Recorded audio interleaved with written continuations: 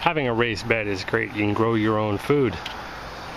It's useful to use all the space that you have if you want to grow as much food as possible. And that includes along the fence lines in these areas that we hate to mow, that we hate to weed whack because it's a pain to get to. We'll just go ahead and cover it with some raised beds. That's what we're doing on this episode of Around the Home.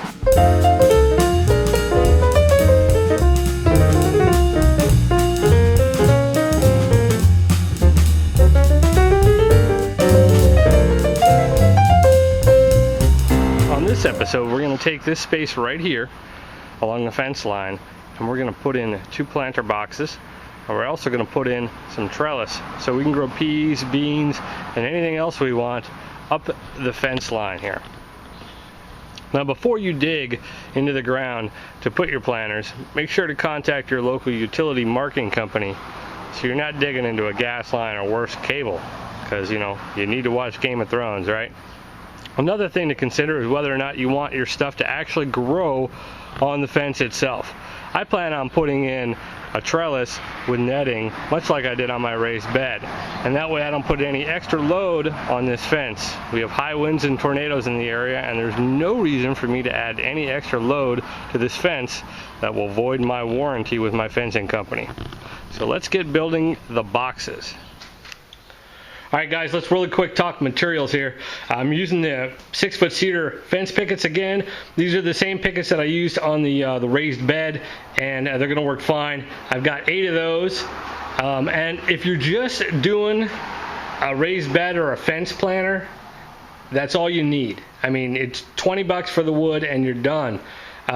If you want to put in the trellises with the, with the 3/4 inch EMT conduit, and using these nice right angles, the couplers, and then the rebar to knock it into the ground, which this is 4-foot rebar, then the price goes up. The expense in this particular project is the trellis. I'll be honest with you. The wood itself was 20 bucks for a planter. So if you don't plan on growing vertical and you don't need a trellis, or you want to attach to your fence or grow up the side of the fence and you don't care about things grabbing hold of your fence or running the string from fence post to fence post, then by all means you can save a ton of money doing it that way. Alright guys, so to get started, I'm in the garage because we got a little bit of thunder and lightning rolling through, and the last thing I want to do is be working with power tools and long metal poles outside when there's lightning. But the first thing we're going to do is we're going to need to get our posts for the corners. Typically on the raised bed I use the 2x4s, the cedar. I don't have enough of these left to do the 2 4-foot boxes like I described. So what we're going to do is we're going to rip them in half. And all we're doing is basically going measuring an 1 3/4 inches. I'll bring this up here. We're going to measure an 1 3/4 inches, find the middle, draw a line down there. And if you have a table saw, just roll this thing through the table saw. I don't. I have a circular saw only, so what I'm going to do is I'm going to clamp this on the side of my sawhorse here, and then I will rip down the middle with the circular saw. Just rip down the middle and then flip it around, reclamp it, and rip down the middle again. So I'm going to need a total of 8 of these because I'm going to have basically 2 4-foot beds with 4 corners each. So we're going to need 8 of these. And I'm going to get ripping on this, and then we'll start on the sideboards. Now with those cut, we want to go ahead and review the space that we're going to put it in. Since I'm putting it up right next to a fence, I got to basically make my measurements to match the area of the fence. So I did a little math, and it's a little bit different than just the standard making 4-foot planters. So let me bring you on in, I'll show you some of my goofy math. Alright, hopefully you guys can see this here. But here are my fence posts right here. And I have 92 inches, 92.5 inches actually, in between from one edge of the fence post to the other. But because I'm going to sink these in the ground, I need to make sure that I clear the 4 inches on either side that are the concrete footings for that post. So I got to come in another 4 inches on either side. So that's going to give me 84.5 inches to move in between. Now I got to keep in mind that I got a 1/2 inch for each of my my panels, and so these side pieces are gonna eat up another 2 inches. So when all is said and done, I need to cut 4 pieces that are 40 inches long. Actually 8 pieces because we're going too high on either side. Had I cut, at 48 inches, it wouldn't have fit. So we're gonna go ahead and cut out those panels now. All right, so we have the pieces cut. This is gonna be our long piece, and then this will be our side piece. I went 18 inches. You have enough material to go up to about 32 if you wanted to do 32 wide, but I don't want my my beds to stick too far out from the fence. So we're just gonna put them together. It's easy enough. We're gonna take our one of our pieces that we ripped down. We wanna make sure that we have the flush piece on the outside, and we're gonna line up our long pieces, and we'll screw them in, and then we'll come back and we'll flush up the side pieces as well. We're using once again, we're using these deckmate screws.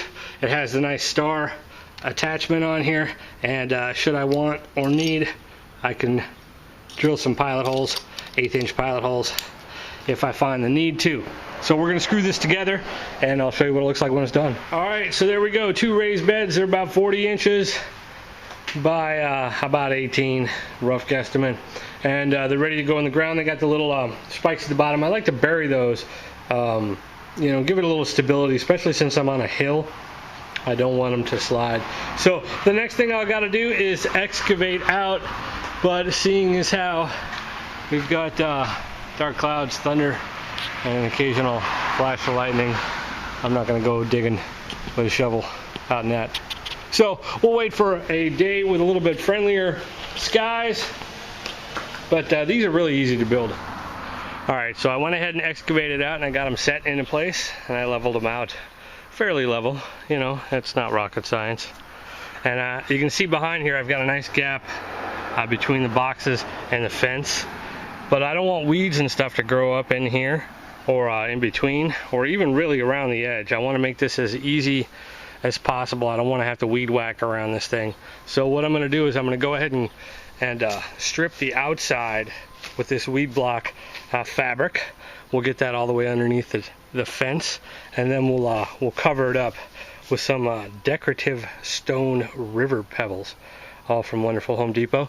And we'll just kind of go around there and make it look nice. Maybe come out nice, 4 to 6 inch border on the front, and just try to make it look a little nice so we don't have to weed whack around it. All right, so here's the planters. They're filled up with the Mel's mix, and I've got the rock and the weed cloth all around it. So I think it looks pretty decent, and it would be a good spot for growing. You can see it's shaded right now, and it's about noon. So it'll be shaded from that morning sun and get primarily afternoon sun, which should be all right. Now I'm gonna go ahead and put a trellis in, and I've got the 10-foot EMT conduits. We're gonna cut that up and put that trellis in. But I don't want the trellis to go higher than the fence, so I'm gonna need to measure up and make sure that I get it right going across there. Well, there you go, guys. There's the trellis put in. I just need to tie up the net, which I will do once I decide what I'm gonna plant here. So I certainly appreciate you guys watching. Hopefully this was helpful. This is a nice way to utilize that fence line. So until the next time, remember, life's an adventure, so go out and have one.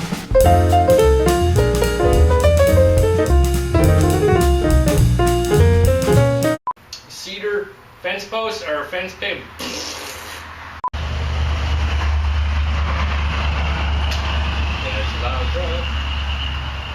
Okay, so now that we have our side pieces cut, and then I guess these would be the side pieces. Let's start over with that because that sucked.